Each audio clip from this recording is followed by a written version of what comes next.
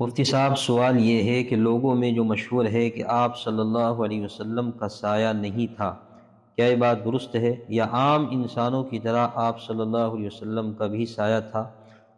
کیا صحیح ہے؟ روایات کے حوالے سے جواب عنایت فرمائے۔ دیکھیے، جواباً عرض یہ ہے کہ عام انسانوں کی طرح رسول اللہ صلی اللہ علیہ وسلم کا بھی سایہ موجود تھا۔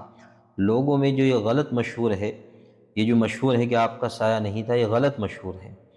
بعض ضعیف روایات سے آپ علیہ الصلوۃ والسلام کے سایہ نہ ہونے کی بات ملتی ہے، لیکن قوی اور صحیح روایات سے یہی پتہ چلتا ہے کہ آپ کا سایہ تھا، جیسے کہ حضرت زینب اور حضرت صفیہ رضی اللہ عنہما کے واقعے سے پتہ چلتا ہے کہ آپ علیہ الصلوۃ والسلام کا سایہ موجود تھا۔